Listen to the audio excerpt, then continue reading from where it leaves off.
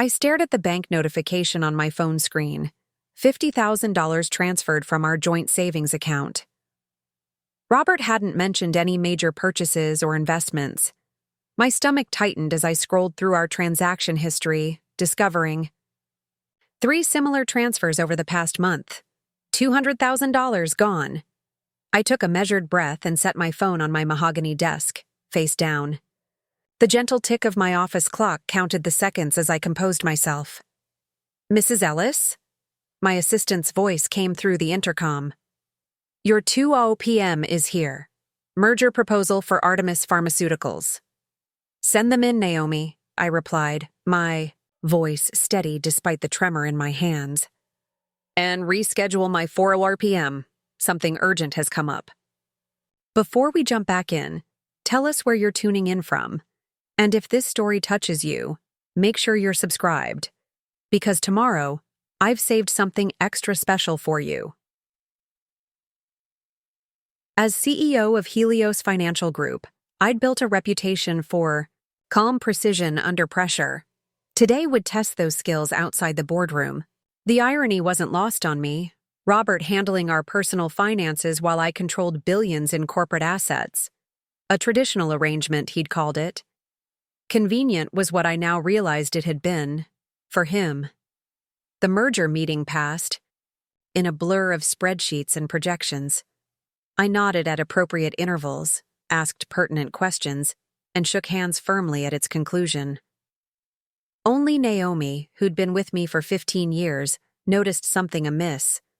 "Everything all right, Victoria?" she asked after closing my office door behind the departing executives. "Just a personal matter that needs attention," I replied, already pulling up the specialized financial tracking software I typically reserved for investigating corporate fraud. "Could you get me the personal files from my safe, please? The ones marked contingency?" 20 minutes later, I had my answer. Restaurant receipts from places we'd never visited together. Hotel charges in cities where Robert had claimed to be networking. A separate credit card I hadn't known existed, filled with jewelry purchases and designer boutique charges.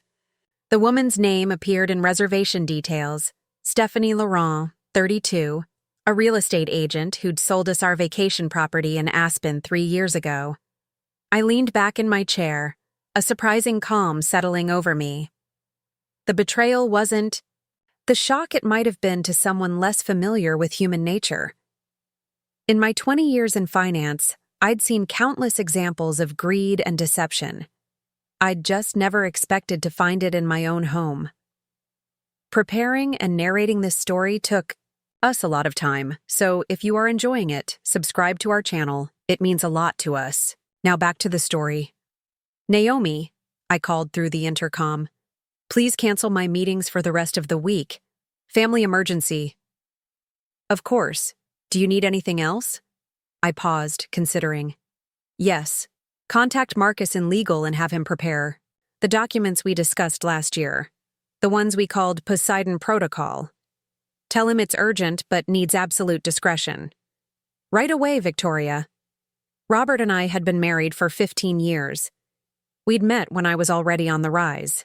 At Helios, though not yet in the C-suite, he'd been charming, cultured, from a good family, a portfolio manager at a competing firm. He'd pursued me relentlessly, seeming to admire my ambition rather than feeling threatened by it. When we married, he'd suggested I keep my maiden name, Morgan, for professional purposes. "Victoria Ellis doesn't have the same commanding presence as Victoria Morgan," he'd said. Another convenience, I now realized. I opened my laptop and logged into our home security system, scrolling through footage from the past month. There she was, Stephanie Laurent, entering our home on days I traveled for business. Robert leading. Her upstairs, his hand on the small of her back. They'd used our bed. I closed the footage, making sure to save copies to my private server. Next came our household accounts: utilities, credit cards, mortgage, investments. On paper, Robert managed everything, giving me monthly summaries. It had been a relief. One less sphere to oversee while I built Helios into the financial powerhouse it had become. but appearances could be deceiving. What Robert didn't know, what no one knew except Naomi and my private legal team, was that I'd created a complex network of fail-safes years ago. Every account, every investment, every property had subtle protections built in, invisible unless you knew where to look. I hadn't done it out of suspicion, but out of the same careful planning that had made me successful. I'd seen too many powerful women lose everything through misplaced trust. My phone rang. Marcus from legal. "I've prepared the Poseidon documents, as requested," he said, his tone professional but concerned. "Are you certain about this timeline? Once initiated?" "I'm aware of the implications, Marcus," I interrupted gently. "Proceed as discussed. Authorization code Morgan 739 Alpha." "Understood. The preliminary phase will begin within the hour. You'll have full visibility through the secure portal." I ended the call and pulled up my calendar. Robert would be returning from his business trip to Chicago tomorrow evening. That gave me approximately 30 hours to prepare. The first notification arrived 15 minutes later. All credit cards associated with Robert's name had been quietly frozen. Transactions would still appear to process normally, but they would be internally flagged and held. The second notification followed shortly after. Our joint accounts were now under enhanced monitoring. Any withdrawal or transfer over $1,000 would require secondary authentication through my private phone. I opened my desk drawer and removed a single key. The safety deposit box it opened contained documents Robert had never seen. The true ownership, papers for our homes, vehicles, and investment portfolios. While he believed we shared everything equally, the reality was more complex. I'd structured our assets to appear jointly held while maintaining controlling interest through a series of trusts and holding companies. I hadn't done it out of malice or distrust. I'd done it because I'd watched my mother lose everything when my father left her for his secretary when I was 16. "Never depend completely on a man, Victoria," she'd told me afterwards, working 2 jobs to put me through college. "No matter how much you love him." As I drove home through the evening traffic, I considered my options.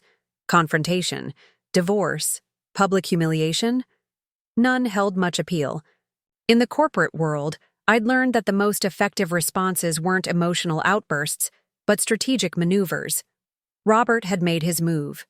Now it was my turn. Our house, a modernist mansion overlooking Lake Michigan, was silent when I arrived. I kicked off my heels in the marble foyer and poured myself 2 fingers of Macallan 25, a gift from a Japanese banking executive. I rarely drank alone, but tonight seemed appropriate for exceptions. I walked through each room slowly, seeing it with new eyes. The living room where we'd entertained colleagues and friends, Robert playing the devoted husband. The kitchen where we'd cooked together on Sunday mornings, planning our week. The bedroom where he'd brought another woman. My phone chimed with an update from my security team. Robert had checked out of his Chicago hotel and was currently at O'Hare. He'd changed his flight to return tonight instead of tomorrow. A hasty decision, out of character for my methodical husband. Had he been warned? Had the credit card decline at dinner sent him into a panic? I forwarded his flight information to my driver. "Pick up Mr. Ellis from O'Hare at 9:45 p.m. Take the scenic route home." Then I called Naomi. "Is everything prepared at the office?" "Yes. Conference room A is ready as requested. Marcus has the documents prepared, and IT has completed the system adjustments. The board members you requested will be arriving at 10 a.m. tomorrow. They've been told only that it's a sensitive matter requiring their immediate attention." "Perfect. And the other matter?" "Complete. The accounts have been restructured according to the Poseidon protocol. Mr. Ellis no longer has functional access, though the systems will appear normal to him until activated." I thanked her and ended the call, then sent one final message to Detective Sandra Martinez of the Financial Crimes Division. We'd worked together on several corporate fraud cases over the years, and she owed me a favor after I'd helped her sister secure a job at Helios. Need unofficial consultation tomorrow. Afternoon. Personal matter. Discretion required. Her response came quickly.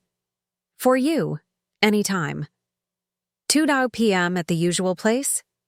I confirmed and set my phone aside. The pieces were falling into place.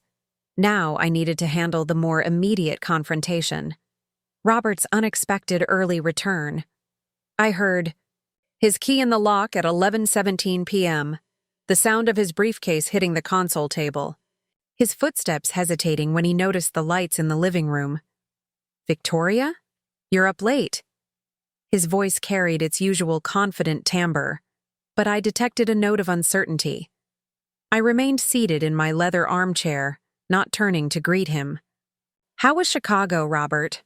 He entered my field of vision, impeccably dressed as always in a tailored Tom Ford suit, his salt and pepper hair perfectly styled. At 48, he was still devastatingly handsome. I could understand the attraction, even if I couldn't forgive the betrayal. Productive, he replied, loosening his tie. The Westbrook account is finally settled. They've agreed to our terms on the property development financing. The lie came so smoothly, I almost admired his composure. The Westbrook account had been settled 3 months ago. I'd signed the final documents myself. That's strange, I said, taking a small sip of my whiskey. Because Charles Westbrook called me yesterday about the new project he wants us to finance. He mentioned how smoothly the last deal went. Thanked me for taking his call personally since you've been so difficult to reach lately. A flicker of something, concern, calculation, crossed his face before his expression settled back into casual confidence. You know how these developers are, he said with a slight laugh. Always mixing up details. I was actually finalizing the Johnson portfolio. My mistake. I nodded, as if accepting his explanation.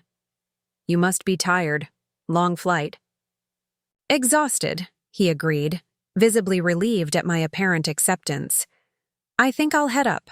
Coming to bed soon? Shortly. I have a few emails to finish. I watched him climb the stairs, noting the tension in his shoulders. He knew something was wrong but couldn't quite identify the threat. I gave him 15 minutes before following upstairs. He was in the shower when I entered our bedroom. His phone sat on the nightstand, face down. The temptation to check it was strong, but unnecessary. I already had access to his call and message history through our family plan, which I'd quietly upgraded with enhanced monitoring features years ago. Another precaution I'd taken without malicious intent, but with clear-eyed pragmatism. Instead, I opened his briefcase, finding nothing of note. His wallet yielded more interesting discoveries, receipts, from restaurants in Lake Geneva, Wisconsin, not Chicago, a hotel keycard from the Grand Geneva Resort, a jewelry store receipt for a diamond bracelet totaling $12,650. I photographed each item before returning them exactly as I'd found them. When Robert emerged from the bathroom, I was sitting at my vanity, removing my makeup. I thought you were still downstairs, he said, a hint of alarm in his voice. Just finished my emails. I met his eyes in the mirror. You seem tense. Anything on your mind? He hesitated, then approached, placing his hands on my shoulders. Nothing. That can't wait until morning. Come to bed. I'm not tired yet, I replied, gently removing his hands. I think I'll sleep in the guest room tonight. Early meeting tomorrow. A flash of relief crossed his face. He didn't want to sleep beside me tonight any more than I wanted to sleep beside him. If you're sure, don't work too hard. I never do, I replied, watching him retreat to our bed. I just do what's necessary. I spent the night in the guest room, reviewing the Poseidon Protocol documents and preparing for the morning meeting. By 5 a.m., I'd finalized my strategy. By 6 a.m., I was dressed in my most imposing outfit, a charcoal Armani suit with subtle red pinstripes, Louboutin heels, and my grandmother's pearls. Armor for the battle ahead. Robert was still asleep when I left. I placed a note on the kitchen counter. Board meeting this morning. Dinner tonight at Le Bernardin, 7 p.m. Important to discuss our future. Car will pick you up at 6:30. At the office, everything proceeded with military precision. The board members arrived as scheduled, only those I trusted implicitly, 5. Out of the 12 total. Enough for a voting majority if needed. Thank you for coming on such short notice, I began, standing at the head of the conference table. What I'm about to share is sensitive and personal, but potentially impacts Helios's stability and reputation. I laid out the facts clinically. Robert's embezzlement from our personal accounts, his affair with Stephanie Laurent, and the potential risk to company assets if his behavior escalated. I presented bank statements, photographic evidence, and a detailed timeline of events. While this is primarily a personal matter, I concluded, there are corporate implications. Robert has appeared at company functions as my husband. He's met with clients in social settings. If this becomes public in an uncontrolled manner, it could affect market perception of Helios. Harold Winters, our longest-serving board member, and my earliest mentor, spoke first. What are you proposing, Victoria? 2 things. First, I'm formally disclosing this situation to prevent any appearance of impropriety. Second, I'm requesting a temporary recusal from any decisions that might be perceived as influenced by my personal circumstances. James Peterson, our CFO, leaned forward. And how do you intend to handle the personal aspect? That remains to be determined, I replied. But rest assured, it will be handled with the same discretion and effectiveness I bring to all challenges. The board's support was unanimous. By noon, I had official documentation of their confidence in my leadership, despite personal difficulties, protection against any potential accusations of emotional decision-making, and a clear separation between my marital issues and company operations. I spent the afternoon with Detective Martinez at a quiet cafe 6 blocks from the office. After reviewing the evidence I'd gathered, she offered both professional advice and personal sympathy. He's taken substantial sums from joint accounts, which complicates matters legally, she explained. While married couples typically have equal access to joint funds, his pattern of deception and the amount involved could potentially constitute financial abuse or even fraud, especially if he was planning to leave you financially vulnerable. And the other woman, Stephanie Laurent? If she knowingly accepted gifts purchased with your joint funds, there might be implications for her as well. But that would be harder to prove unless you can demonstrate she knew the source of the money. I nodded, considering. What would you do, Sandra? Not as a detective, but as a woman. She sipped her coffee, eyes thoughtful. Document everything. Secure your assets. Then decide if he's worth giving a second chance. Some marriages recover from infidelity. Few recover from financial betrayal combined with infidelity. That's a special kind of violation of trust. By 6 p.m., I was at Le Bernardin, seated at our usual table. I'd arranged everything meticulously. Private dining room, Robert's favorite wine, discreet security personnel positioned nearby. The stage was set for a conversation that would determine the future of our marriage. My phone buzzed with a notification from our home security system. Robert was leaving the house, dressed in his best suit. At the same moment, another alert. A failed attempt to transfer $100,000 from our investment account to an unknown offshore account. He was getting desperate. I smiled slightly, taking a sip of water. Let him come. Let him try to explain. Let him discover just how thoroughly I'd protected myself from precisely this scenario. The maitre d' approached my table. Mrs. Morgan, your husband has arrived. I straightened my shoulders and lifted my chin. Please show him in. As Robert walked toward me, his confident stride and practiced smile betrayed no hint of his deception or growing panic. But I knew better. I could see the tension around his eyes, the slightly too tight grip on his phone. He had no idea what awaited him. No idea that while he'd been playing his games, I'd been securing my position. No idea that the woman he'd underestimated for 15, Years was about to show him exactly who she was. "Victoria," he said, bending to kiss my cheek. "You look stunning tonight." I met his eyes, my expression carefully neutral. "Thank you, Robert. We have a lot to discuss." The waiter appeared with the wine I'd pre-ordered, a 1982 Chateau Lafite Rothschild, $9,800 per bottle. Robert's eyebrows rose slightly in surprise. "Special occasion?"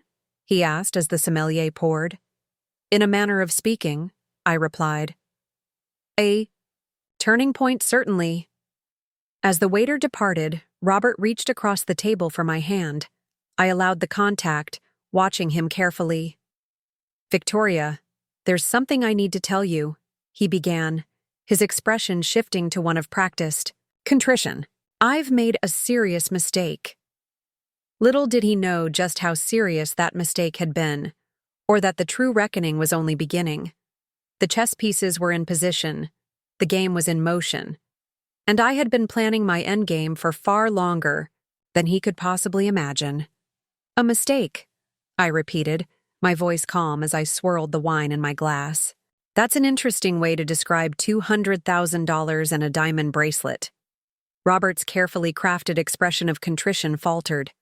His fingers tightened around mine briefly before he withdrew his hand. "You know," he said, "not a question, but a realization. Did you really think I wouldn't?" I took a measured sip of the Lafite Rothschild. "I built a financial empire from nothing, Robert. Did you imagine I wouldn't notice money disappearing from our accounts?" He reached for his wine glass, his usual grace momentarily abandoned as he nearly knocked it over. "I can explain. It's not what you think." "Stephanie Laurent," I said simply. "Lake Geneva, not Chicago. The Grand Geneva Resort. Room 718. You ordered the steak, she had the salmon. You drank a bottle of mediocre Cabernet because you were saving the real money for the bracelet from Tiffany's. $12,750. Did I miss anything important?" The color drained from his face. "Have you been having me followed?" "I didn't need to." I placed my phone on the table, open to our bank statements. "Financial forensics is what I do, Robert. It's how I built Helios. Following the money is second nature to me." He leaned back in his chair, reassessing me as if seeing me for the first time. The waiter approached with menus, but I waved him away with a polite request for privacy. "The transfers," Robert said once we were alone again. "I can put the money back. All of it. I was going to tell you about the investment opportunity." "Stop." I raised my hand. "We're well past that point now. I've seen the hotel charges, the restaurants, the jewelry. I've seen the security footage from our home, from our bedroom." His eyes widened. "You've been spying on me? On my own property? That's called security, Robert.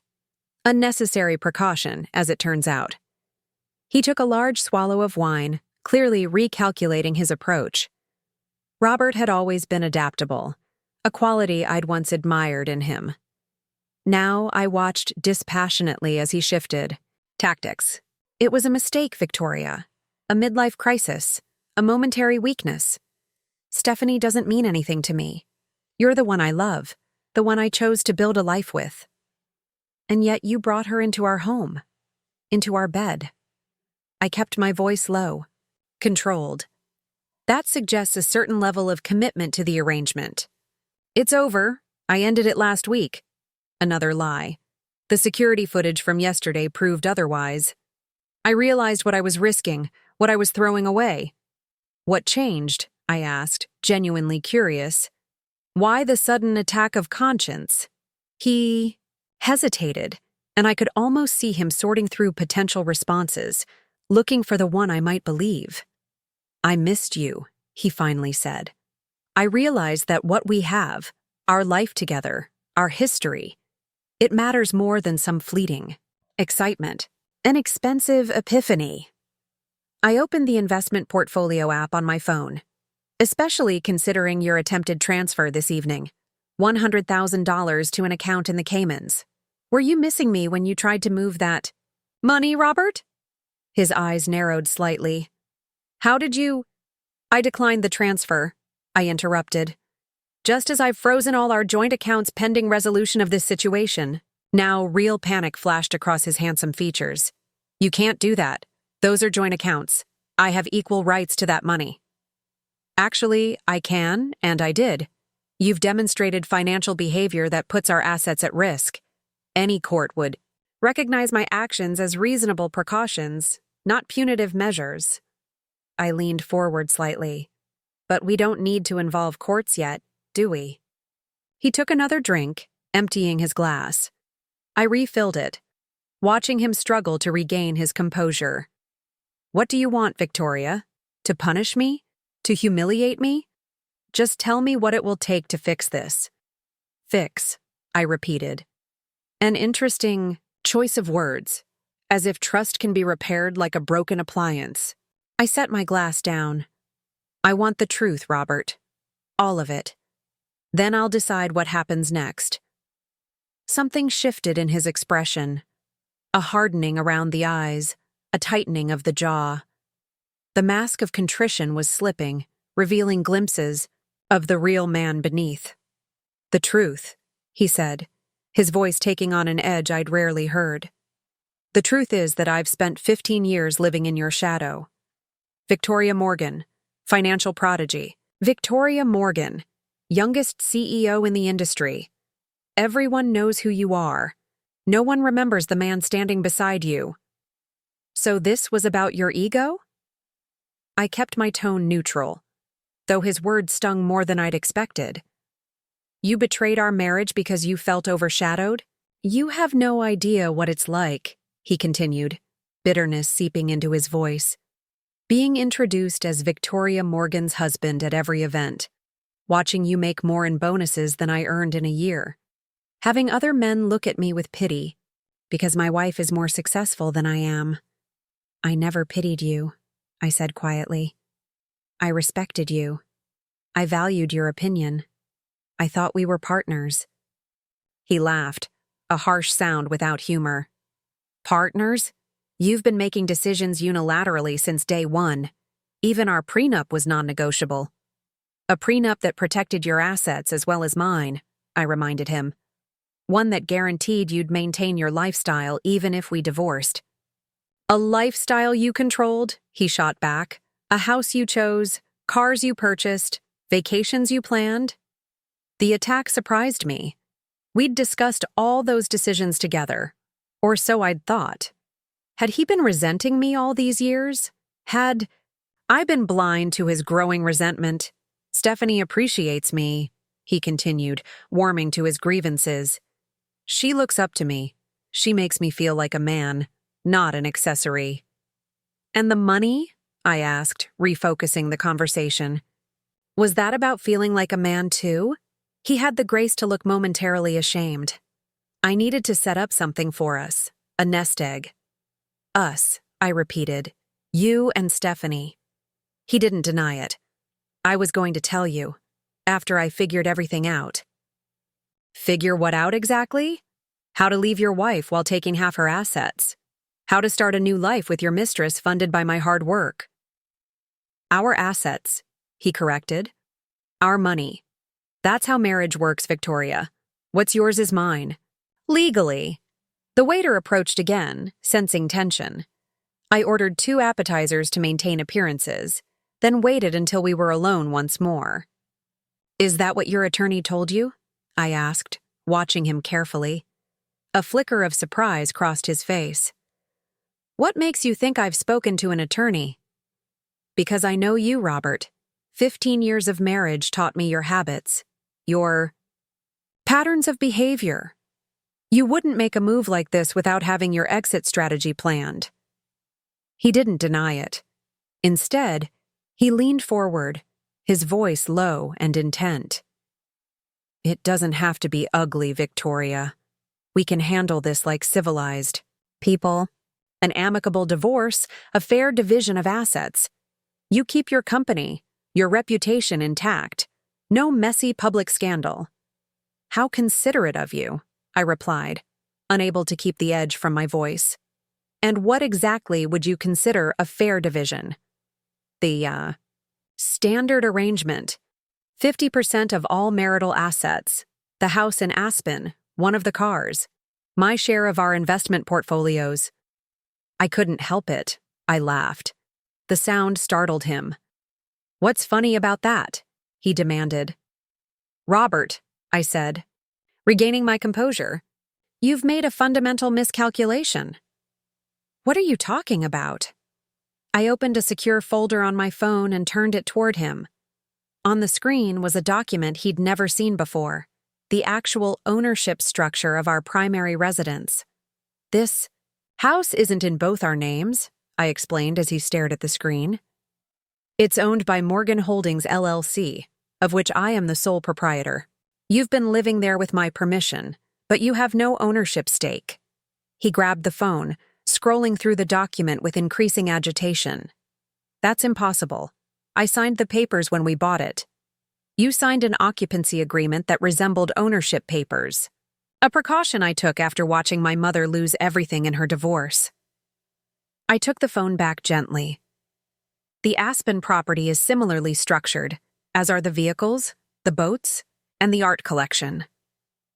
That's fraud, he hissed, his face flushing with anger.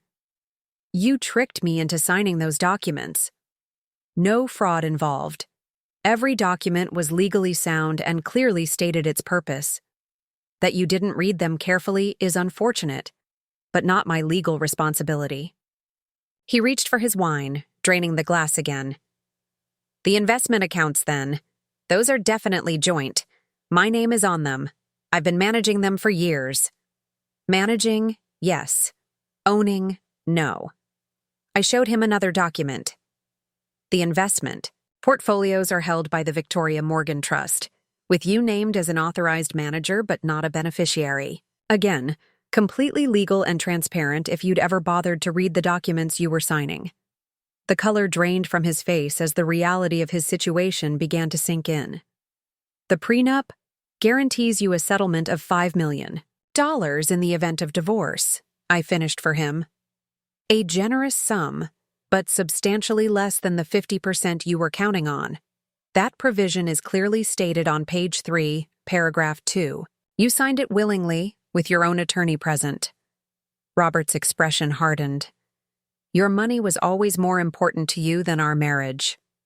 On the contrary, I said, feeling a genuine pang of sadness. I valued our marriage enough to protect it from exactly this scenario. I didn't want either of us to stay together for financial reasons or fear financial ruin if we parted. I wanted our marriage to be based on love and choice every day. This isn't about love, he shot back. This is about control. It always has been. Perhaps, I conceded, but not in the way you think. I needed to know I'd never be as vulnerable as my mother was. That was about my issues, not about you. His phone pinged with a notification. He glanced at it, and I saw a flash of additional panic in his eyes. Problem? I asked mildly.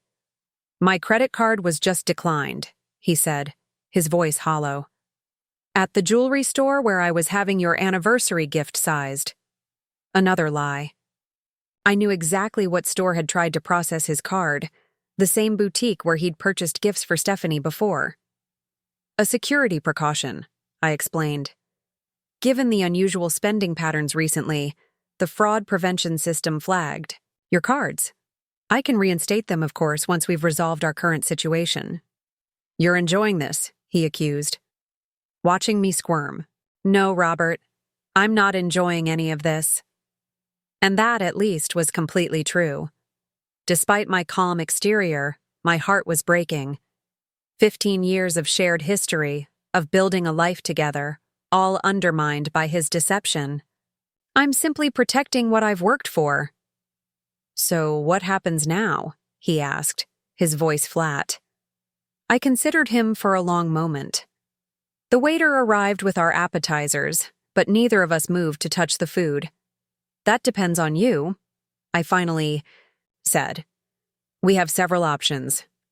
I'm listening. Option 1. We proceed with divorce. You receive the settlement outlined in the prenup. $5 million. No further claims against my assets. You and Stephanie can begin your new life together, though perhaps with less financial cushion than you'd anticipated. His jaw tightened at the mention of her name. Option 2, I continued.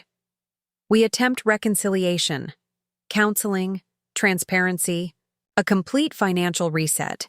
You return to work at your firm rather than managing our personal investments. We rebuild trust slowly, with verification measures in place. And option 3? He asked, clearly not enthused by either alternative. We, separate legally but not publicly, maintain appearances for a defined period, say 1 year. During that time, you continue to live in the guest house on our property, attend necessary social functions as my husband, and refrain from any contact with Stephanie Laurent. In exchange, your settlement increases to $10 million, paid upon completion of the year and finalization of our divorce. A business arrangement, he said flatly. Precisely. I took a small bite of my untouched appetizer. I avoid the public scrutiny of a divorce during Helios's expansion phase. You secure a more substantial financial future.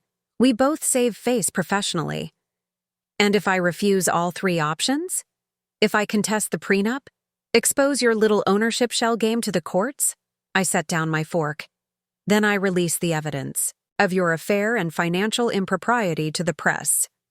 Your firm, which values its reputation for ethical management, would likely terminate you immediately.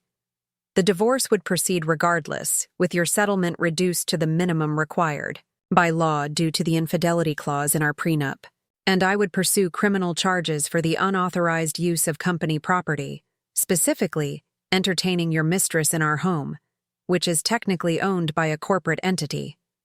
He stared at me, reassessing. You wouldn't. I built Helios by making difficult decisions when necessary, Robert.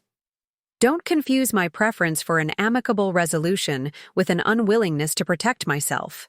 The restaurant continued its elegant dinner service around us, other patrons oblivious to the quiet dismantling of a marriage happening at our table.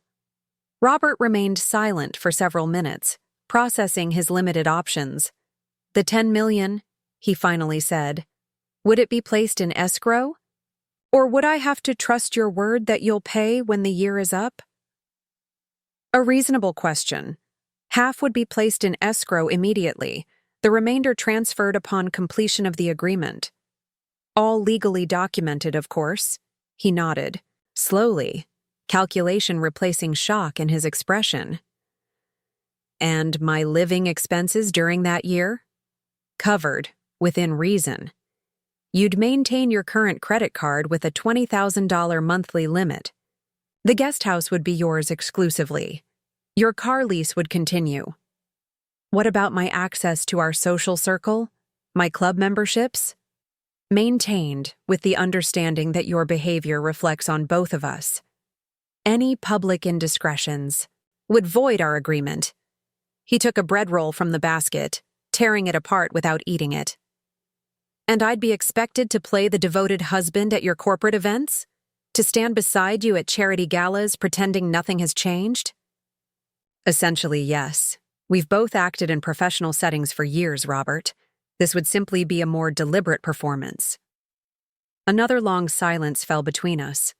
I watched him work through the scenario, weighing his limited options against his wounded pride. I need time to think about this, he finally said. Of course.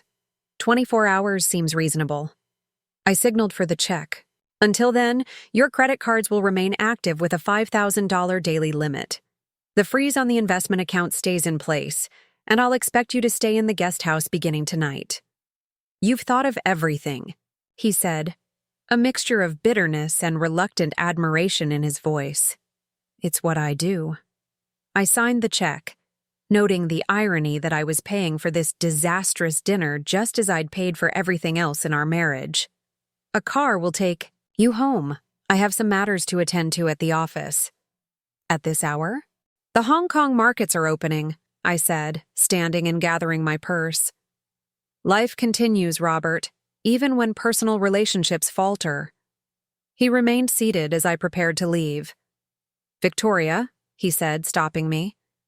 Was any of it real? Us, I mean. The question caught me off guard.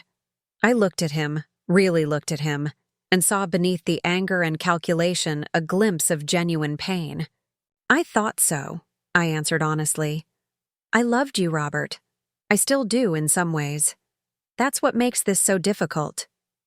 Yet you never really trusted me, he observed. Not with the truth about your assets. Trust is complex, I replied. I trusted you with my heart, my body, my daily life. I didn't trust the legal system or the inherent vulnerability of marriage as an institution. There's a difference. He nodded, understanding if not accepting. 24 hours then. Yes. I'll expect your decision by this time tomorrow. I hesitated, then added, whatever you choose, Robert, I hope you find what you're looking for. As I walked out of the restaurant, my professional mask firmly in place, I felt the weight of 15 years pressing on my shoulders. The carefully constructed life we'd built together was crumbling, regardless of which option he chose. There would be no going back to what we had been, only forward into something new, whether together or apart. My driver opened the car door for me, his expression betraying nothing of the scene he must have witnessed through the restaurant windows. The office, Mrs. Morgan? He asked. Yes, James. And then home, much later. I settled into the back seat, already pulling up the Hong Kong market, reports on my tablet. I suspect it will be a long night. As the car pulled away from the curb, I caught a glimpse of Robert through the restaurant window, still sitting at our table, staring into his wine glass. For 15 years, I'd protected myself from financial vulnerability while leaving my heart entirely exposed. The irony wasn't lost on me. My phone rang, Naomi calling despite the late hour. Everything all right? She asked, her concern evident even through the professional tone. As well as can be expected, I replied. Has Marcus sent the separation agreement drafts? Yes, all 3 options as you requested. They're in your secure email. Perfect. Please ask IT to prepare a complete system separation for Robert's devices from our home network. And have security change the house access codes, exempting only the guest house entrance. Already done, she confirmed. And, Victoria, I'm sorry, I closed my eyes briefly, allowing myself a moment of genuine emotion. Thank you, Naomi. So am I. As the car navigated the evening traffic, I composed myself for the work ahead. Robert would make his choice, and we would move forward accordingly. I had protected my financial assets with methodical precision. My heart, unfortunately, had enjoyed no such safeguards. The Helios building loomed ahead, its upper floors still illuminated despite the late hour. Inside those walls, I was Victoria Morgan, CEO and financial strategist. There, at least, my identity remained intact, untouched by personal betrayal.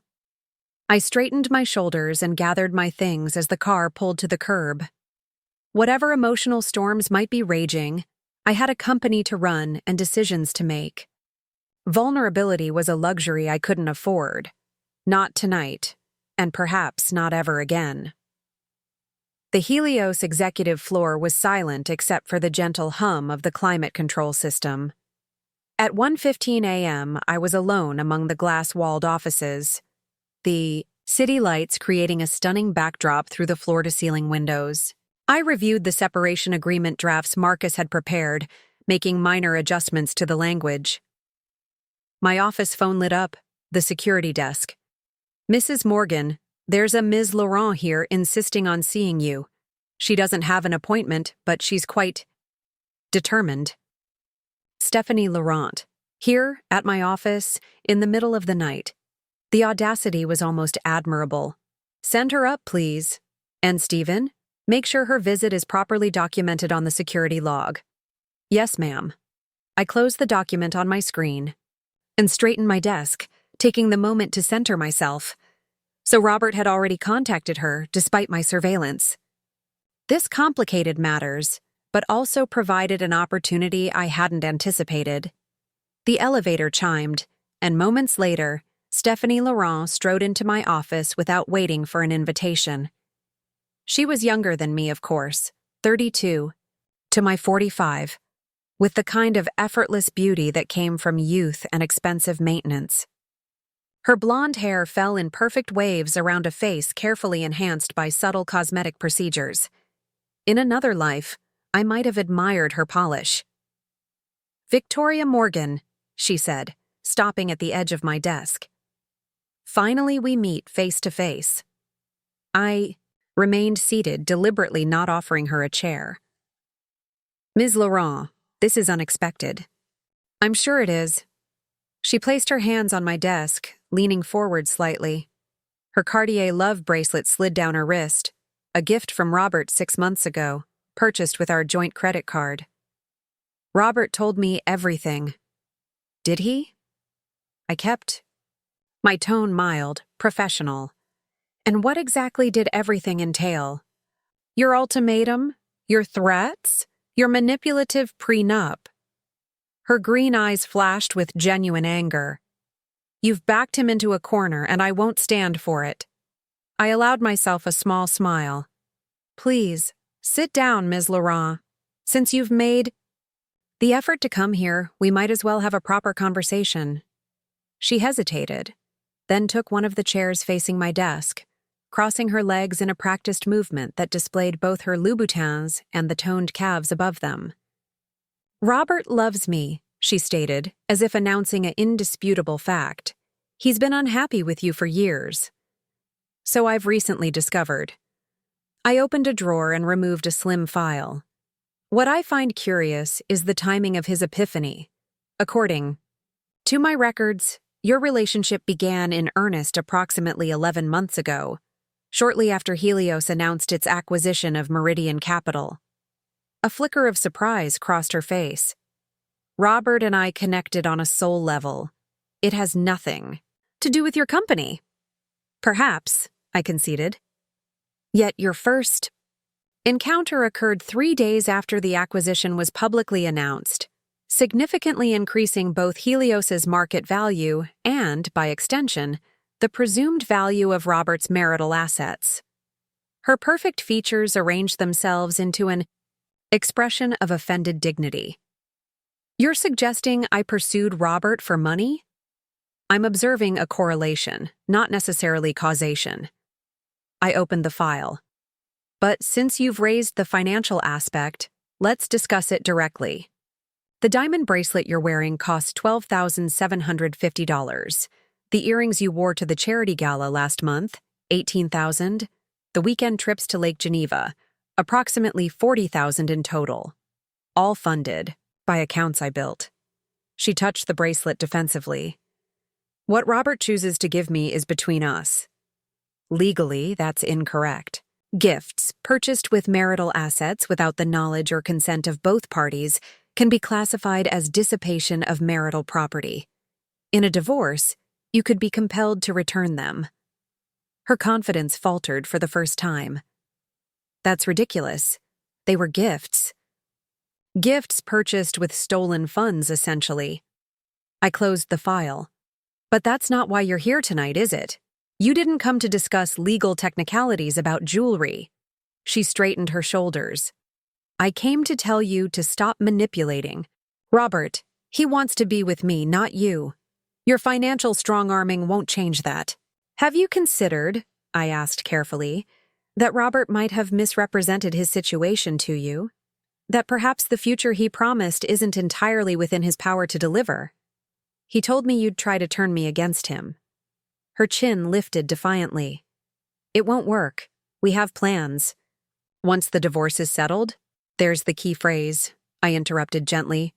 "Once the divorce is settled? What exactly did Robert tell you about our financial arrangements?" She hesitated, calculation replacing indignation in her eyes. Could almost see her reassessing the conversation, wondering if she'd revealed too much. That's not your concern? She finally said. Let me guess, I continued, as if she hadn't spoken. He mentioned our substantial investment portfolios, the properties in Chicago, Aspen, Martha's Vineyard, the art collection. He promised you a comfortable future once he received his fair share in the divorce. Her silence was confirmation enough. Ms. Laurent, I don't begrudge you pursuing happiness, even at the expense of my marriage. But I do think you deserve the truth about what you're stepping into. I turned my monitor toward her, displaying the actual ownership structure of our primary residence. This is just one example of the financial reality Robert hasn't shared with you. She leaned forward, scanning the document with growing confusion. I don't understand. Robert said the house was jointly owned. He believed it was. He was mistaken. I swiped to the next document. As he was about the Aspen property, which I gather figured prominently in your future plans together. Her expression hardened. These could be fakes. You're trying to scare me off. A reasonable suspicion. I nodded appreciatively at her caution. You're welcome to have your own attorney verify everything I've shown you.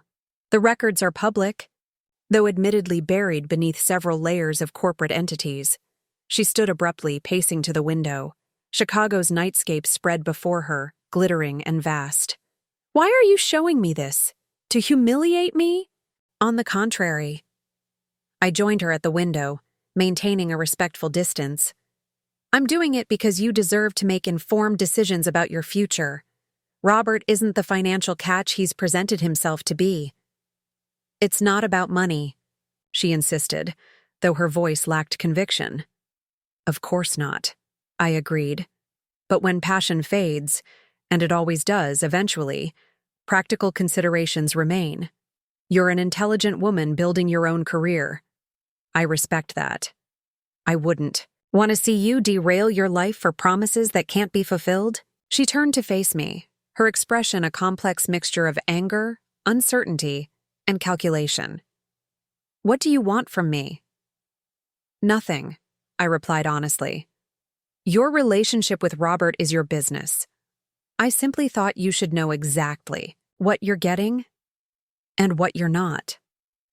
And what about you? She challenged. What do you get out of this conversation? Clarity, resolution, the opportunity to move forward with all parties fully informed. I returned to my desk, gathering the separation agreements. Robert has 3 options for how we proceed. I suspect his choice may impact your plans together. She followed me, her composure somewhat recovered. What options? I outlined the 3 scenarios I'd presented to Robert. Divorce with the prenup, settlement, attempted reconciliation, or the year-long separation with increased settlement. Her expression grew increasingly troubled as I explained each one. A $5 million settlement, she repeated when I finished. Not 50% of your assets, correct? And that's only if he accepts the most financially advantageous option and fulfills his obligations under it. She sank back into the chair, absorbing the implications. He told me. She stopped herself.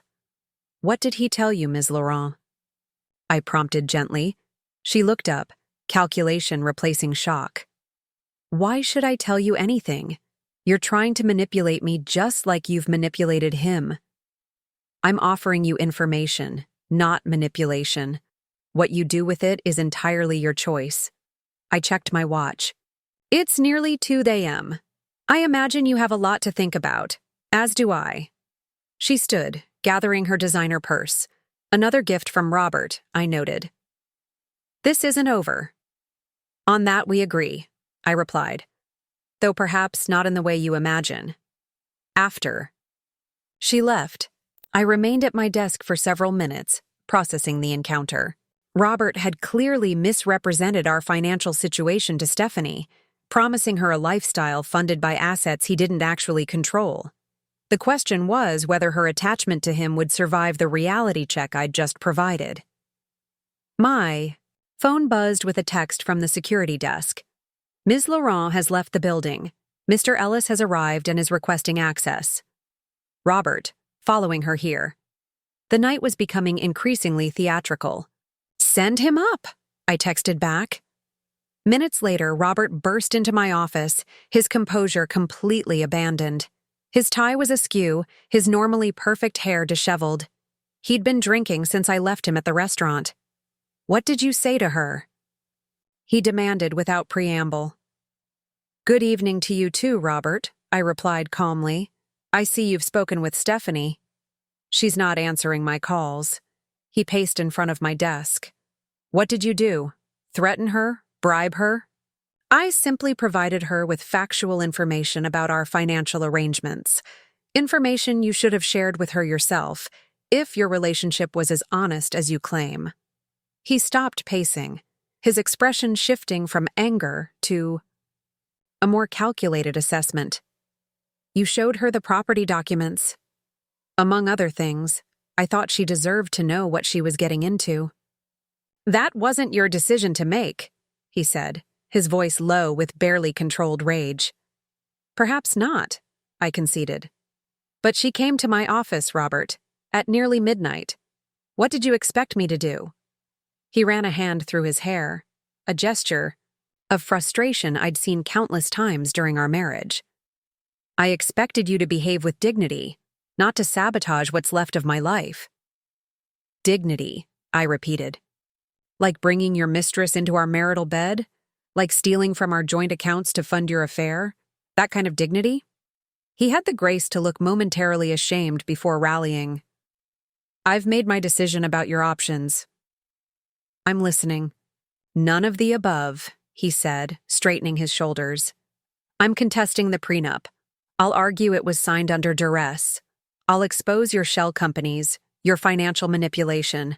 I'll make sure everyone knows exactly what kind of person Victoria Morgan really is." I let his words hang in the air between us. "That would be unwise, Robert." "Why? Because you'll release evidence of my affair?" He laughed harshly. "Go ahead. It's worth it to finally break free from your control." "Not just the affair," I said quietly. "Though that would certainly damage your professional reputation at Winston Financial. They still maintain that old-fashioned morality clause, don't they?" His eyes narrowed. "What else do you think you have?" Opened another file on my computer. 3 years ago, you made a series of unusual investment recommendations to several of your high-net-worth clients, all involving Coastal Technologies, shortly before its acquisition by Telecom Inc. The color drained from his face. "That was completely legitimate. The SEC might disagree, especially given the phone calls between you and Marcus Layton, Coastal's CFO, in the weeks preceding those recommendations. Calls you made from our home phone, which I happen to have records of." "You're bluffing," he said, but uncertainty had replaced defiance in his voice. "Am I?" I turned the monitor toward him, displaying the phone records and the subsequent stock purchases. "I never mentioned this because I assumed you had a legitimate reason for the contact, that you'd done proper due diligence.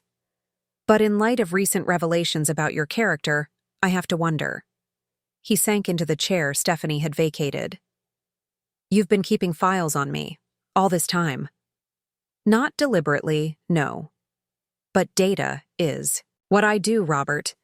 Information is power in my world. I collect it habitually, store it securely. I never expected to need it against you." The fight seemed to drain out of him suddenly. "What do you want, Victoria?" "Really?" I studied him. This man I'd shared my life with for 15 years. Despite everything, there was still a pang of something like grief for what we'd lost. "I want a clean break," I said finally. "I want to avoid the public mess of a contested divorce during Helios's expansion phase. I want you to accept the most generous offer you're going to get and move on with dignity." The year-long separation. He clarified. "Yes, you play the role of supportive husband in public for 12 months. You receive $10 million, 5 now, 5 when it's done. You sign ironclad confidentiality agreements. When the year is up, we divorce quietly, and you're free to pursue whatever life you choose." He was silent for a long moment, staring out at the city below.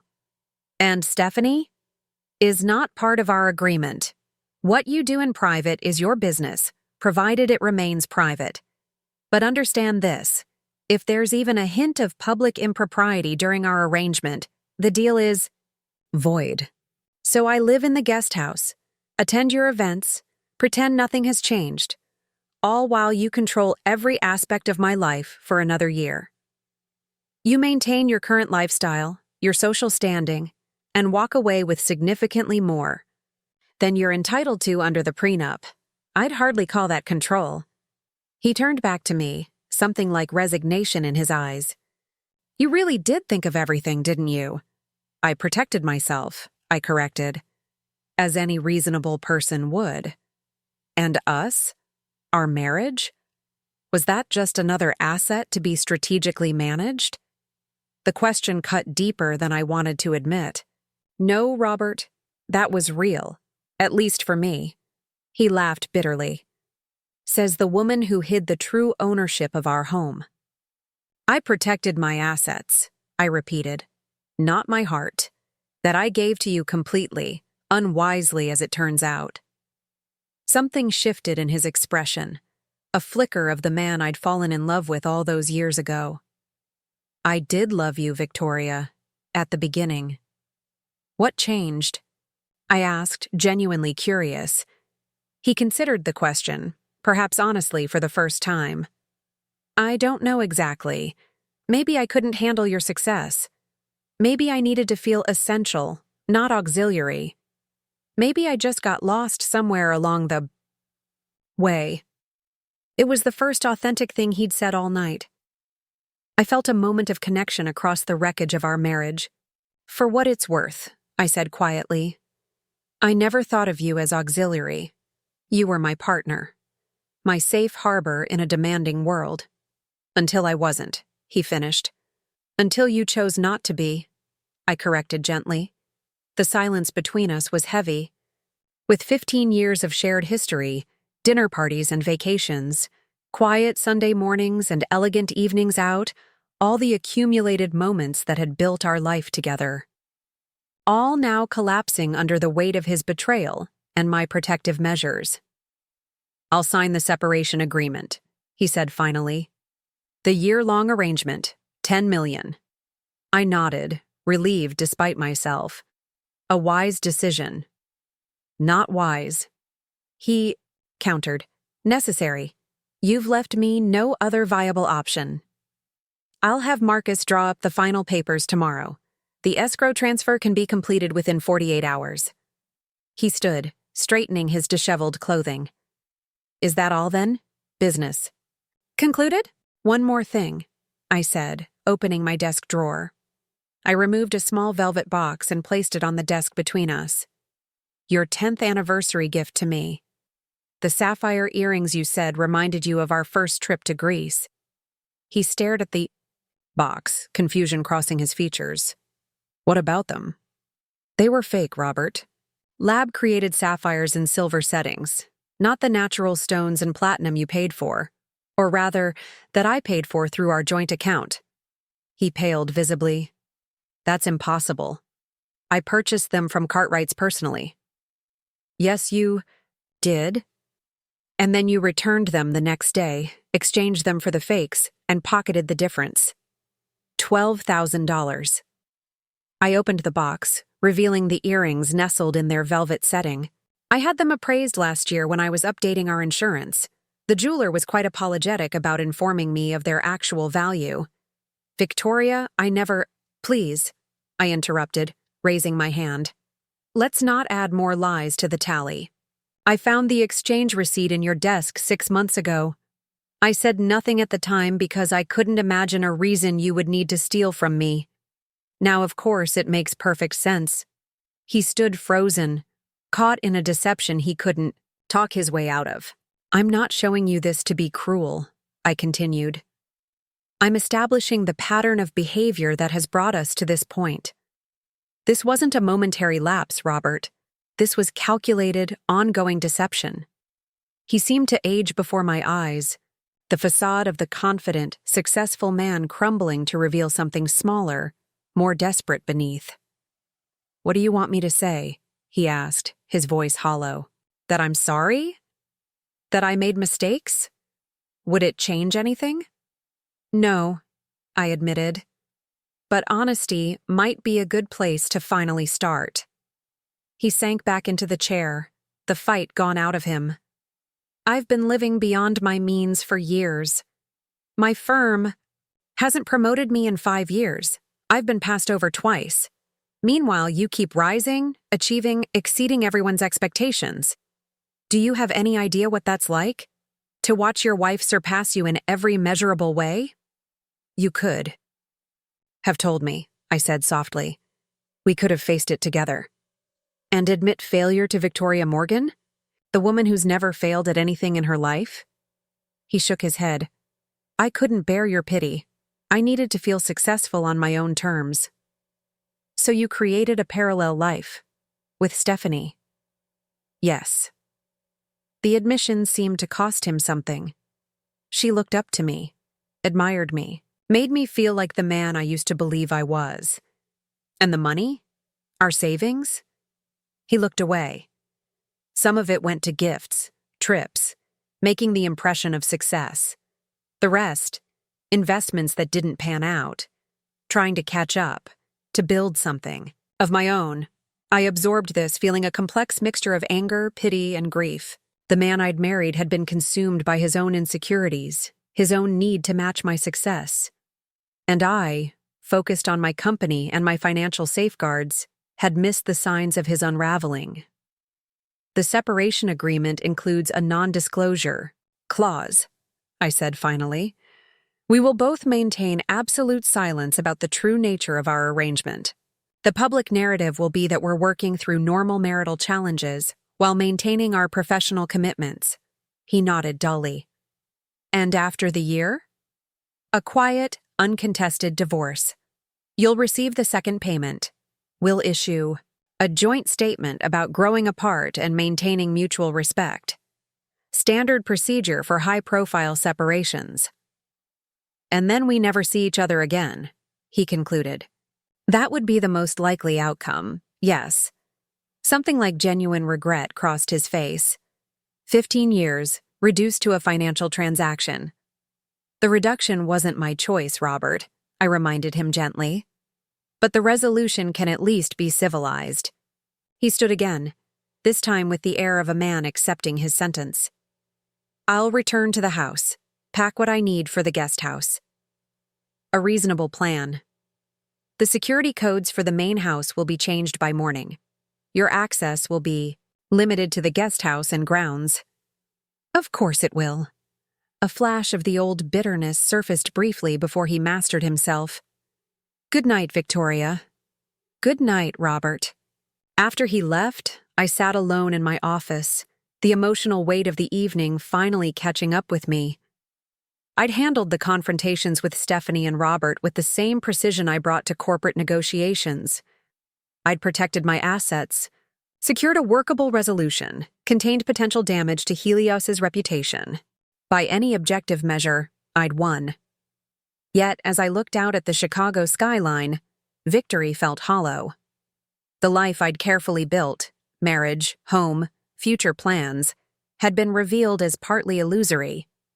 Robert had been living a double life, motivated by insecurity and greed. I had been focused on financial protection while missing the emotional deterioration of our relationship. My phone buzzed with a text from Naomi. "Everything all right?" Security notified me about the late-night visitors. "Handled," I texted back. "Robert has agreed to the arrangement. Have Marcus prepare the final papers for signing tomorrow. And Naomi? Thank you for your discretion through all of this." "Always," she replied simply. I gathered my things, suddenly exhausted. The adrenaline of confrontation was fading, leaving only bone-deep weariness in its wake. Tomorrow would bring paperwork, practicalities, the beginning of our strange new arrangement. Tonight, I needed rest and the privacy to finally process the emotional reality of what had happened. As I rode the elevator down to the lobby, I recalled, something my mother had told me after my father left. The hardest part isn't losing them. It's realizing you never really had what you thought you did. The wisdom of those words resonated now as never before. I had protected myself financially from the fate my mother suffered, but I hadn't escaped the emotional devastation of betrayal. Some lessons, it seemed, each generation had to learn anew. My driver was waiting at the curb, his expression professionally blank despite the late hour. "Home, Mrs. Morgan?" I considered the question. Not the main house, where memories of 15 years of marriage permeated every room. Not the guest house, where Robert would be settling in with his bitterness and defeat. "The downtown apartment, please, James. I think I'll stay there for a few days." "Very good, ma'am." As the car pulled away from the Helios building, I leaned back against the leather seat and closed my eyes. One phase of my life was ending. What would replace it remained to be seen.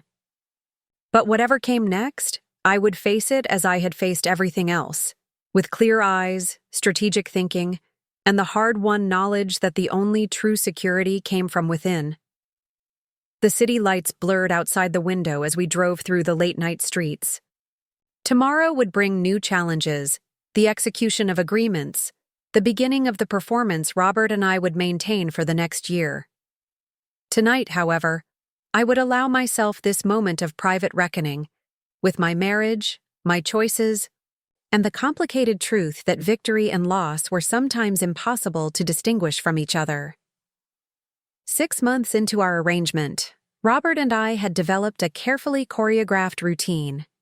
In public, we were the power couple of Chicago's financial elite. He, the supportive husband with the perfect smile. I, the driven CEO expanding Helios's global reach. We attended charity galas, corporate functions, and social events with practiced ease, standing the appropriate distance apart, exchanging the expected pleasantries, performing our roles flawlessly. In private, we were polite strangers. Robert lived in the guest house, coming and going without crossing my path unless necessary. I remained in the main house, though I spent increasing amounts of time at my downtown apartment. Our text messages were brief, functional, scheduling information for upcoming events, necessary household matters. Nothing more. The separation agreement was functioning exactly as designed. Robert had received his initial $5 million, placed in various investment accounts under his sole control. His spending had stabilized, the extravagant purchases for Stephanie having ceased entirely. Whether their relationship continued in a more modest form, I neither knew nor inquired. As long as discretion was maintained, the details were irrelevant to our arrangement. On a crisp October morning, I was reviewing quarterly projections in my home office when Naomi called. "Robert's mother is on line 1, she said, an unusual note of concern in her voice. "She says it's urgent." Margaret Ellis had never approved of me. Too ambitious, too independent, not properly deferential to her precious son. Our interactions over 15 years had been cordial but cool. "Put her through," I said, bracing myself. "Victoria." Margaret's voice was tight with strain. "Have you seen Robert recently?" An odd question, given our living arrangement. "Not since Tuesday evening. We attended the symphony fundraiser together. Why do you ask?" "He's not answering his phone. He missed our weekly lunch yesterday without calling. It's not like him." A flicker of concern penetrated my professional calm. Whatever our current circumstances, Robert was unfailingly dutiful to his mother. "I'll check the guest house," I said, already rising from my desk. "I'll call you back shortly." I ended the call and walked quickly through the garden to the guest house. My security access still worked on the exterior door. "Robert?" I called, stepping into the foyer. No response. The living room was immaculate, showing no signs of recent use. The kitchen was similarly untouched, coffee maker cold, no dishes in the sink. I climbed the stairs to the bedroom, an odd sense of foreboding growing with each step. The bedroom was empty, the bed made with military precision. A quick check.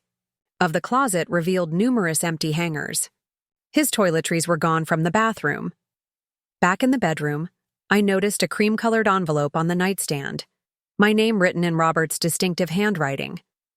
I opened it with steady hands, though my heart had begun beating faster. Victoria, bye. The time you read this, I will be gone. Not just from the house, but from Chicago. From this life we've been pretending still exists. I've realized something during these months of our arrangement. We're both exceptional actors, capable of convincing everyone, perhaps even ourselves, that we're maintaining a dignified pause in an otherwise successful partnership. But the truth, as you've always valued, is that we're performing in an elaborate fiction. I can't continue for another 6 months, not because the role is difficult, but because it's becoming too comfortable. The ease with which we deceive others frightens me. The efficiency of our arrangement depresses me. The slow death of whatever genuine feeling remained between us hollows me. You'll be relieved to know I'm not breaching our contract.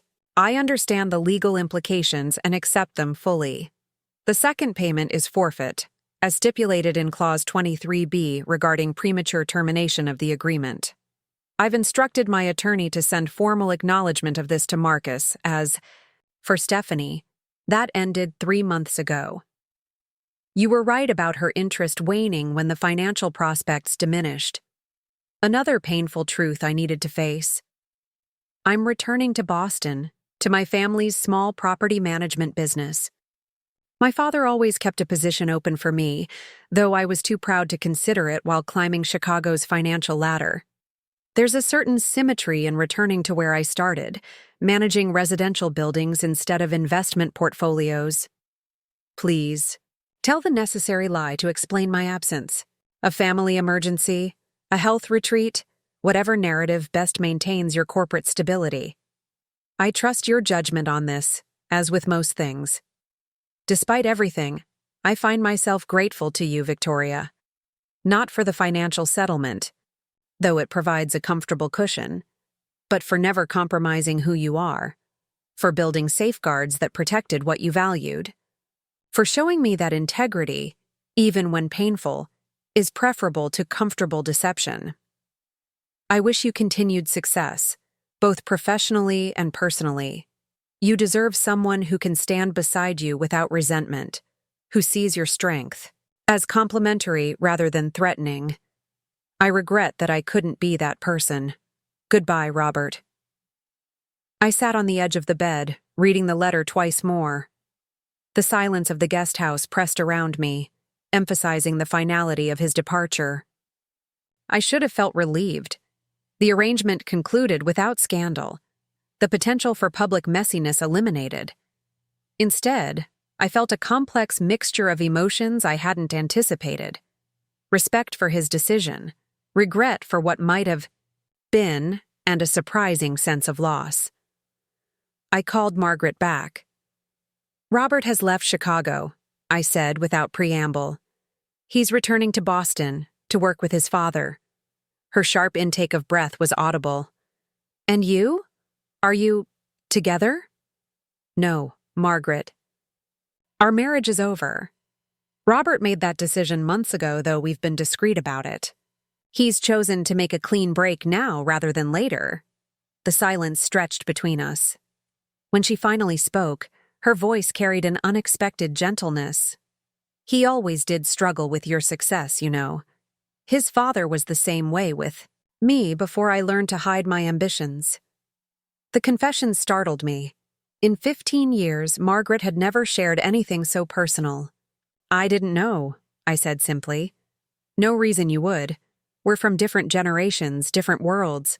I did what was expected, subordinated my dreams to his ego. You refused to do the same. I respected that about you, Victoria, though I never said so. Thank you, Margaret. The conversation had veered into unfamiliar territory. I'll have my assistant arrange for Robert's remaining personal items to be shipped to Boston. Yes, that would be best. She paused. Will there be a public announcement? Eventually. For now, we'll maintain the narrative that Robert is handling family business in Boston temporarily. After ending the call, I returned to the main house and contacted Marcus to verify Robert's legal communication. As expected, everything was in order. Robert had formally acknowledged forfeiting the second payment, releasing me from any further financial obligations. The agreement included his continued discretion regarding our arrangement, secured by substantial penalties for violation.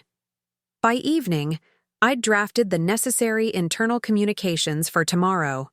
Robert's temporary absence, explained by his father's health concerns. My schedule adjusted to accommodate solo appearances at upcoming events, contingency plans for the inevitable gossip, despite our careful messaging. Alone in my home office, I poured a glass of the Macallan and studied Robert's letter again. His insight about our exceptional acting abilities struck me as particularly astute. We had indeed become comfortable in our performance, expertly maintaining the facade of a successful marriage while its foundation had crumbled. My phone buzzed with a text from Harold Winters, my mentor and senior board member. Heard rumors about Robert leaving town. Everything all right? News traveled fast in our circles, despite our precautions. Handling family matters in Boston, I replied. We'll brief you tomorrow. I moved to the living room windows, looking out over the lake. Chicago's skyline glittered against the night sky, a view Robert and I had once admired together. Now I stood alone, contemplating a future I hadn't planned for, at least not this soon. The next morning, I called an emergency meeting with my most trusted executives. Naomi had prepared detailed contingency plans for the various scenarios we might face in the coming weeks. Robert has returned to Boston permanently, I explained to the small group. Our marriage has ended, though we'll delay public announcement for several weeks to minimize disruption during the Asian expansion launch.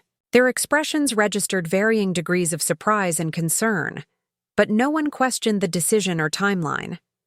After 15 years at Helios's helm, I'd earned their confidence in both professional and personal crises. The press release will emphasize mutual respect and privacy, Naomi continued, distributing the draft documents. We've prepared responses for all anticipated questions, focusing on the continued stability of Helios's leadership and strategy. And if speculation turns to financial matters? James Peterson, our CFO, asked carefully. All personal financial arrangements were resolved months ago, I replied. There will be no impact on company operations or stock value. The meeting progressed efficiently, each potential complication addressed and contained. By noon, we had a comprehensive strategy for managing the transition from married CEO to divorced CEO with minimal public drama. As the executives filed out, Harold lingered behind. At 72, he'd been my most consistent ally since I joined Helios as a hungry 25-year-old analyst. How are you, Victoria? Really? He asked when we were alone. I considered deflecting with my standard assurance, but Harold deserved honesty. Processing, I admitted. It's been a complicated few months. He nodded, settling into the chair across from me. I suspected something was wrong when I saw you and Robert at the Symphony fundraiser. The performance was flawless. Too flawless. I smiled slightly at his perception. We had an arrangement. He terminated it earlier than planned. And now? Now I continue building Helios, just as I've always done. I straightened the already perfectly aligned folders on my desk. Personal complications come and go. The work remains. Harold studied me with the penetrating gaze that had intimidated generations of financial analysts. The work always remains.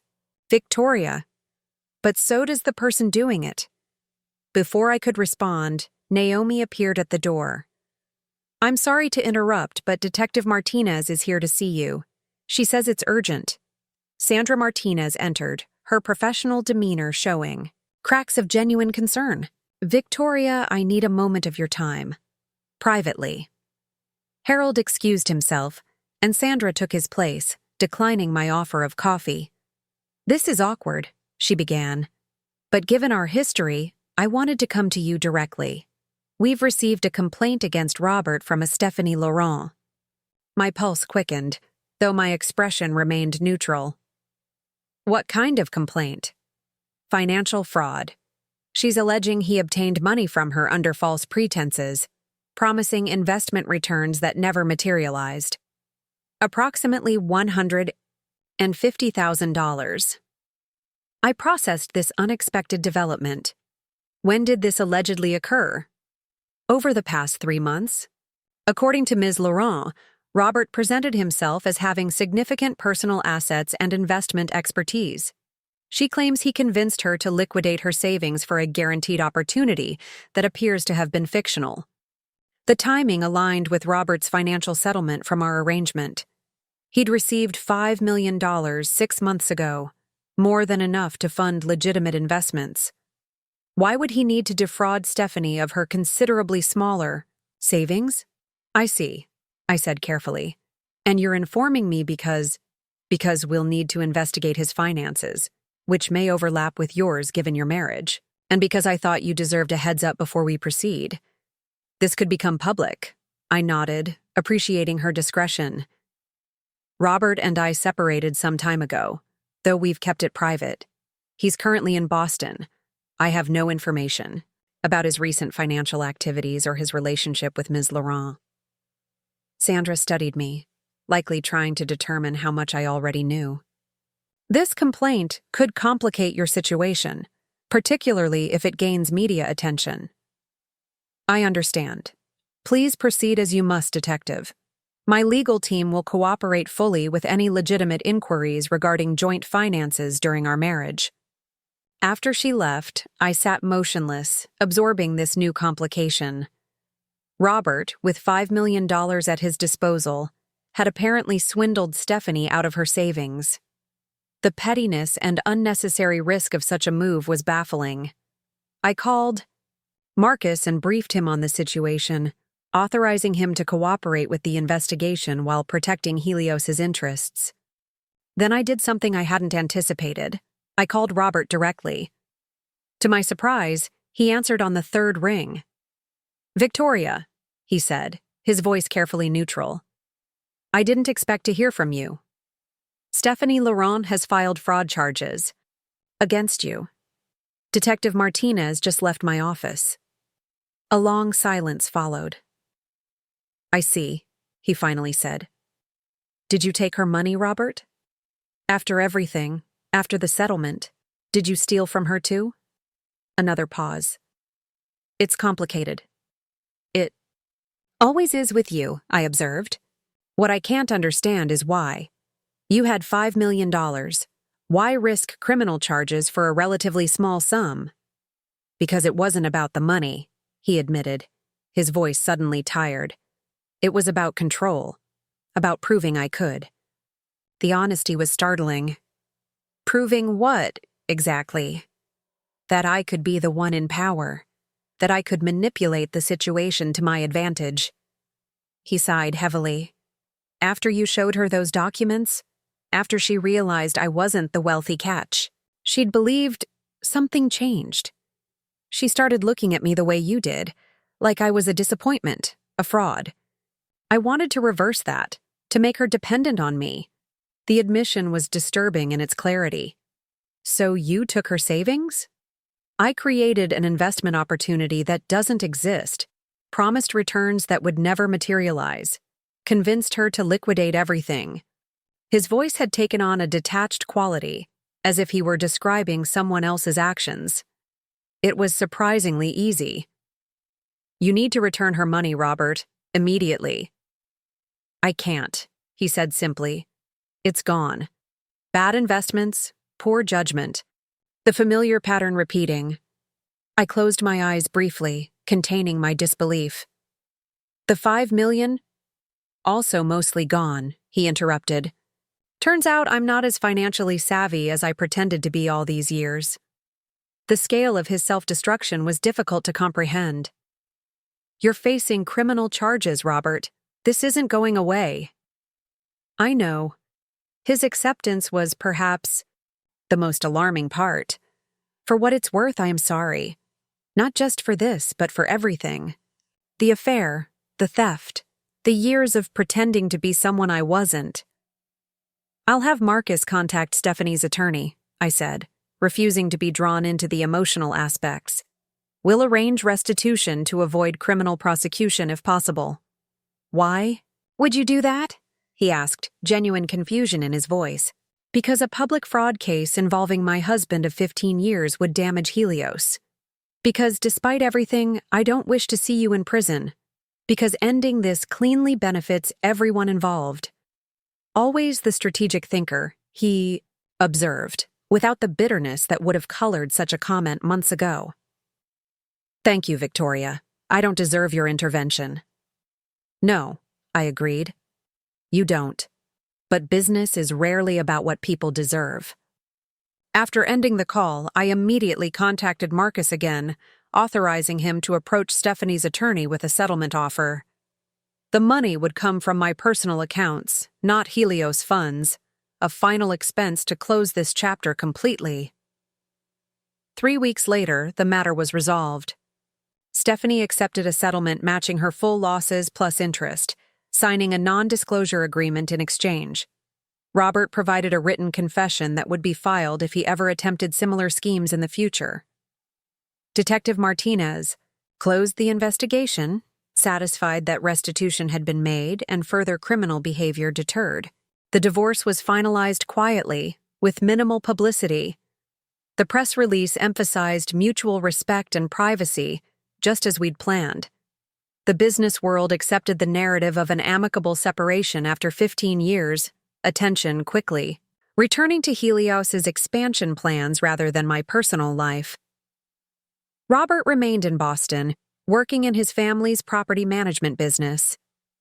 I heard through mutual acquaintances that he'd begun therapy, addressing the insecurities and need for validation that had driven his destructive behaviors. I wished him well, genuinely, though we maintained no direct contact. 1 year to the day after discovering Robert's betrayal, I stood in my office at Helios, looking out over the Chicago skyline. The Asian expansion was exceeding projections. Our stock had hit an all-time high. My professional life continued its upward trajectory, unimpeded by the personal earthquake I'd weathered. Naomi entered with the afternoon reports. "The Tokyo acquisition is finalized," she announced. "Board approval was unanimous." "Excellent. Schedule the announcement for morning trading hours tomorrow." She nodded, then hesitated. "There's something else. Harold suggested you might want to see this." She handed me a small newspaper clipping, not from a major publication, but from a Boston community paper. A small photo showed Robert standing with a group of smiling people outside a renovated apartment building. The caption read, "Ellis Property Management celebrates opening of affordable housing development for single mothers." Project head Robert Ellis credits program with finding purpose through helping others rebuild their lives. I studied the image. Robert looked different. Thinner, less polished, but somehow more genuine than I'd seen him in years. His smile reached his eyes in a way it hadn't during our final months together. "Interesting," I said, handing the clipping back to Naomi. "File it with the personal archives." After she left, I returned to the window, reflecting on the twisting path that had led to this moment. The betrayal that had shattered my marriage had also freed me from an arrangement that had been failing for longer than I'd been willing to admit. The protective measures I'd put in place had saved me from financial vulnerability, but couldn't shield my heart from the emotional impact of deception. Yet here I stood, still standing, still building, still moving forward. And somewhere in Boston, Robert was apparently doing the same, in a different way, on a different scale, but perhaps with more authenticity than he'd managed in years. The intercom buzzed. "Your 4 o'clock is here," Naomi announced. "The Westbrook development team." "Send them in," I replied, turning from the window. Business continued, as it always did. Life continued too, unfolding in directions I hadn't anticipated but was equipped to navigate. The lessons remained. Trust carefully, verify consistently, protect what matters most.